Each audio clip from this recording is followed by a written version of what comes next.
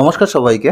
আমরা যখন income tax file করি, বিশেষ করে যারা স্যালারিড পার্সন রয়েছে, অনেক সময় তাদের দেখা যায় যে স্যালারির সাথে সাথে অন্য কোনো রোজগার রয়েছে। যেরকম হাউস প্রপার্টি থেকে কোনো রোজগার থাকতে পারে, যেরকম কেউ যদি বাড়ি ভাড়া দেয় সেখান থেকে যদি কোনো ভাড়া পাওয়া যায় সেটাকেই হাউস প্রপার্টি ইনকাম বলা হয়। এখন হাউস প্রপার্টি থেকে যদি কোনো রোজগার থাকে, তার সাথে সাথে যদি আদার সোর্স থেকে কোনো রোজগার থাকে, তাহলে সেটা আমরা ইনকাম ট্যাক্স ফাইলে কি করে দেখাবো আলোচনা করব আজকের ভিডিওতে। তা আমাদের প্রথমে ইনকাম ট্যাক্স পোর্টালে চলে যেতে হবে। ইনকাম ট্যাক্স পোর্টালে গিয়ে আমাদের এআইএস খুলতে হবে। এআইএস খোলার জন্য এই মিডিলে এআইএস বলে লেখা আছে, ওখানে ক্লিক করতে হবে, প্রসিড করতে হবে। এরপরে কিন্তু আমাদের এখানে এআইএস এর অপশন চলে আসবে। এখানে অনেক ইনস্ট্রাকশন দেওয়া রয়েছে কি করে আমরা পিডিএফ ডাউনলোড করতে পারি। এছাড়া এআইএস টিআইএস সম্পর্কে আরো বিশেষ আলোচনা করা রয়েছে, আপনারা চাইলে পড়ে দেখতে পারেন। আমরা এআইএস এ ক্লিক করব। ক্লিক করার পরে এখানে এআইএস আর টিআইএস রয়েছে, ফাইন্যান্সিয়াল ইয়ার 23-24। তা আমরা এখানে টিআইএস এ ক্লিক করব। টিআইএস এ ক্লিক করলে আমরা কিন্তু অ্যাট এ গ্ল্যান্স সমস্ত ডিটেল এখানে পেয়ে যাব। আমরা এখানে যে ইনফরমেশন পাচ্ছি তার মধ্যে দেখতে পাচ্ছি যে রেন্ট থেকে আমরা পেয়েছি 4,37,000 টাকা। আমাদের ব্যাংক অ্যাকাউন্টের সাথে অবশ্যই একবার আমাদের মিলিয়ে দেখতে হবে যে আমরা 4,37,000 টাকাই আমাদের রেন্ট হিসাবে পেয়েছি নাকি। এছাড়া সেভিংস অ্যাকাউন্ট থেকে পেয়েছি 1,58,000 টাকা। এছাড়াও অন্যান্য ডিপোজিট বাবদ 1,49,000 টাকা। এছাড়াও পারচেস অফ ডিপোজিট অর্থাৎ এফডি অথবা অন্যান্য কোনো ইনস্ট্রুমেন্ট পারচেস করা হয়েছে 13.5 লাখ টাকা। তা এই পারচেস অফ ডিপোজিট আমাদের কোনো কাজে লাগছে না এই মুহূর্তে। তা আমরা এই বাকি তিনটে যে ইনফরমেশন আছে এই ইনফরমেশন নিয়ে কাজ করব। তা প্রথমেই আমাদের চলে যেতে হবে ইনকাম ট্যাক্স পোর্টালে, ফাইল নাও অপশানে আমাদের ক্লিক করতে হবে। ক্লিক করার পর অনলাইন করার পর আমরা প্রসিড করব, স্টার্ট নিউ ফাইলিং। এরপরে ইন্ডিভিজুয়াল চুজ করব, কন্টিনিউ করব, ITR 1 চুজ করব। যেহেতু আমাদের একটা মাত্র হাউস প্রপার্টি থেকে রোজগার রয়েছে, একাধিক হাউস প্রপার্টি থেকে যদি আপনার কোনো রোজগার থাকে সেক্ষেত্রে কিন্তু আপনাকে ITR 2 ফিল আপ করতে হবে। প্রসিড করব, লেট গেট স্টার্টেড। বেসিক এক্সামশনের থেকে বেশি, তার জন্য আমরা প্রথম অপশন চুজ করে কন্টিনিউ করব।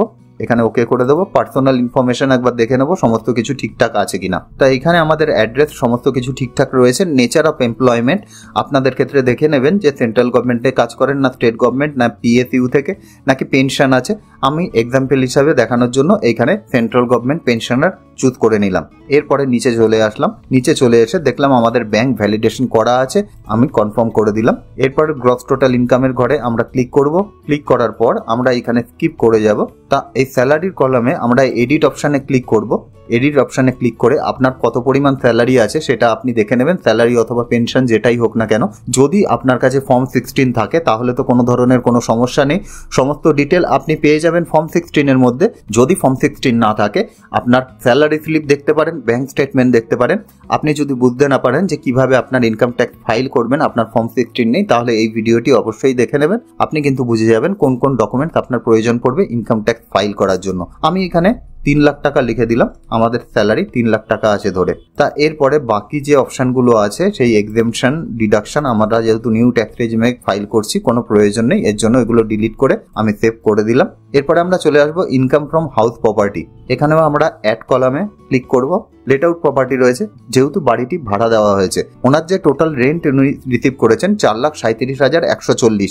তো এখানে 4,37,140 লেখা হয়ে গেছে। 30% একটা কিন্তু ডিডাকশন দেয় আমরা যদি হাউস প্রপার্টি থেকে কোনো ধরনের কোনো রোজগার করে থাকি। এছাড়াও আপনি কিন্তু কোনো ধরনের লোন যদি ওই প্রপার্টির জন্য নিয়ে থাকেন, অর্থাৎ হাউস বিল্ডিং লোন, তার ইন্টারেস্টও আপনি এই কলামে বসাতে পারেন। Interest payable on borrowed capital বলে লেখা আছে। আপনি যদি 2 লাখ টাকা সাপোজ নিয়ে থাকেন, আপনি 2 লাখ টাকা যদি এখানে বসিয়ে দেন তাহলে কিন্তু দেখতে পাবেন আপনার হাউস প্রপার্টি থেকে যে রোজগার আছে সেই রোজগার 3,05,000 টাকা থেকে 1,05,000 টাকায় কমে এসছে। আমাদের কোনো লোন নেই, এর জন্য আমরা এখানে 0 করে দেবো।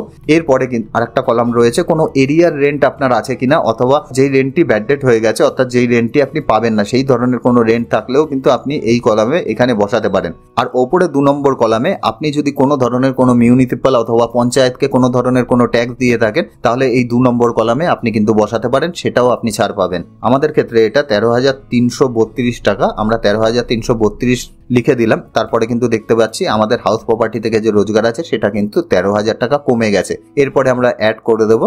এরপরে আমাদের ইন্টারেস্টের কলামে এখানে কিন্তু দেওয়া আছে ট্যাক্স রিফান্ড থেকে যে ইন্টারেস্ট পাওয়া গেছে, অর্থাৎ আগের বছর যে রিফান্ড উনি পেয়েছিলেন, বেশ কিছু TDS ওনার কাটা হয়েছিল, সেখান থেকে উনি রিফান্ড পেয়েছিলেন, সেখানে 1,248 টাকা উনি রিফান্ড পেয়েছেন। ইন্টারেস্ট ফ্রম ডিপোজিট 1,49,000 টাকা, আমরা AIS এর সাথে একবার মিলিয়ে নেব, 1,49,730, সমস্ত কিছু ঠিকঠাক আছে। এছাড়াও আমাদের আমাদের নিজস্ব যদি কোনো ক্যালকুলেশন থাকে তার সাথেও অবশ্যই মিলিয়ে নেব। আমাদের নিজস্ব ক্যালকুলেশনে কিন্তু আমরা পেয়েছিলাম 3,02,252, কিন্তু আমরা এআইএস এর মধ্যে যেটা পাচ্ছি সেটা কিন্তু 3,02,000 থেকে অনেকটাই বেশি হচ্ছে, প্রায় 3,07,000 টাকা হচ্ছে। এর জন্য আমরা এআইএস এ যে ডিটেলটা রয়েছে সেই ডিটেলটাকেই ধরে আমাদের ইনকাম ট্যাক্স ফাইল করব, কেননা আমাদের যদি এআইএস ধরে ইনকাম ট্যাক্স ফাইল না করি তাহলে আমাদের সমস্ত ডিটেল ঘেটে দেখতে হবে, ঘেটে দেখে কোন এন্ট্রিটা এর মধ্যে ভুল আছে সেটা খুঁজে বার করতে হবে, খুঁজে বার করে তারপরে আমাদের ফিডব্যাক জমা দিতে হবে, না হলে কিন্তু আমাদের কাছে নোটিশ চলে আসতে পারে। তা আমরা সেফ সাইডে থাকার জন্য আমরা এআইএস এ যে ডিটেলটা দিয়েছে সেই ডিটেলটাকে ঠিক বলে মেনে নিচ্ছি এবং আমাদের ইনকাম ট্যাক্স ফাইল করছি। তা আমরা দেখতে পাচ্ছি যে ইন্টারেস্ট থেকে আমাদের 3,09,000 টাকা টোটাল রোজগার হয়েছে। এরপরে আপনার যদি কোনো এক্সেম্পটেড ইনকাম থাকে তাহলে অ্যাড অ্যানাদার যে অপশন রয়েছে এখানে আপনি ক্লিক করতে পারেন। ক্লিক করে আপনার এক্সেম্পটেড ইনকাম কি ধরনের আছে সেটা বেছে আপনি কিন্তু এইখানে অ্যামাউন্টের ঘরে বসিয়ে দিতে পারেন। যদি আপনার না থাকে তাহলে ঘরটি ফাঁকা রেখে দিন, ফাঁকা রেখে নিচে কনফার্ম করে দিন। এরপরে আমরা টোটাল ডিডাকশনের ঘরে চলে যাব।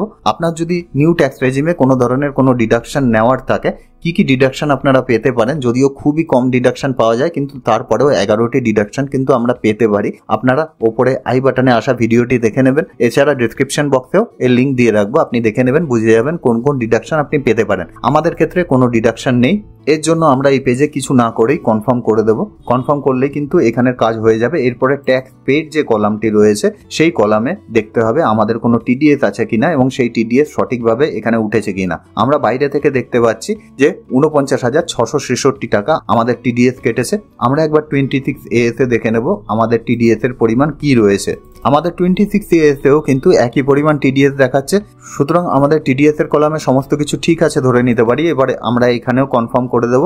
যদি আপনাদের কোনো সেলফ অ্যাসেসমেন্ট ট্যাক্স অথবা অ্যাডভান্স ট্যাক্স জমা দেওয়ার থাকে তাহলে কিন্তু এই কলামের একবারে নিচের দিকে চলে যদি যান তাহলে কিন্তু এখানে অ্যাডভান্স ট্যাক্স আর সেলফ অ্যাসেসমেন্ট ট্যাক্স পেমেন্টের অপশন রয়েছে। এখানে শো ডিটেল করার পর অ্যাড অ্যানাদার করলেই আপনারা কিন্তু এইখানে আপনাদের যে চালানের কপি রয়েছে সেই কপি থেকে BSR code, challan serial number, date of deposit এছাড়া অ্যামাউন্ট বসিয়ে এখানে অ্যাড করে দিতে পারেন। তাহলেই কিন্তু আপনাদের চালানের যে ডিটেল রয়েছে সেটা এখানে বসে যাবে। আমাদের এখানে কোনো চালান ডিটেল নেই, এর জন্য আমরা এটাকে স্কিপ করে গেলাম। এরপরে টোটাল ট্যাক্স লায়াবিলিটি যেটা আসছে সেটা আমরা দেখে নেব।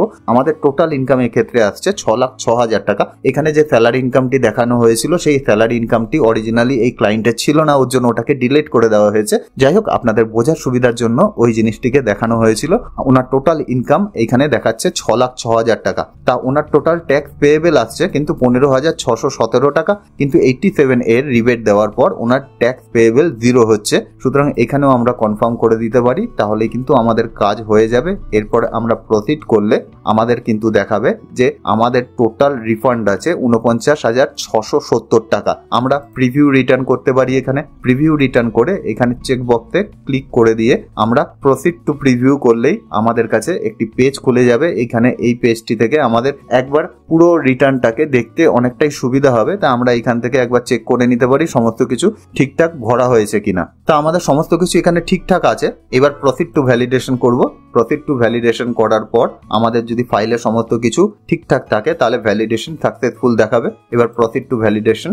এরপরে আমরা ই ভেরিফাই নাও করতে পারি, অর্থাৎ এখনই আমাদের কাছে ওটিপি আসবে এবং এখনই আমাদের রিটার্নও জমা হয়ে যাবে। কিন্তু ক্লায়েন্ট যেহেতু আমাদের সামনে বসে নেই, সুতরাং আমরা ই ভেরিফাই লেটার যে অপশনটি আছে সেই অপশন চুজ করব, কন্টিনিউ করব, এরপরে আবার কন্টিনিউ করে সাবমিট করে দেব। রিটার্ন কিন্তু আমাদের সাবমিট হয়ে গেছে। এরপরে 30 দিনের মধ্যে আমাদের ই ফাইল সেকশনে গিয়ে এখান থেকে ই ভেরিফাই রিটার্ন করতে হবে। ই ভেরিফাই রিটার্ন করে আবার ই ভেরিফাই করে এখান থেকে আমরা কিন্তু ব্যাংকের মাধ্যমে চাইলেও, যেহেতু ব্যাংক এখানে ভ্যালিডেশন করা আছে এবং ব্যাংকের যে মোবাইল নম্বর দেওয়া আছে সেটাকেও ইনকাম ট্যাক্স ডিপার্টমেন্ট আইডেন্টিফাই করতে পারছে। সুতরাং ব্যাংক অ্যাকাউন্টের ইবিসি দিয়েও আমরা ই ভেরিফাই করতে পারি অথবা আধার ওটিপি দিয়েও আমরা কিন্তু আমাদের রিটার্ন ই ভেরিফাই করতে পারি। তা আশা করি ভিডিওটি হেল্পফুল হবে এবং আপনাদের যাদের হাউস প্রপার্টি থেকে কোনো ধরনের কোনো রোজগার রয়েছে তাদের ইনকাম ট্যাক্স ফাইল করতে অনেকটাই সুবিধা হবে। যদি ভিডিওটি ভালো লাগে বন্ধু বান্ধবের মধ্যে অবশ্যই শেয়ার করবেন। তাহলে দেখা হচ্ছে নেক্সট ভিডিওতে। ততক্ষণের জন্য বাই।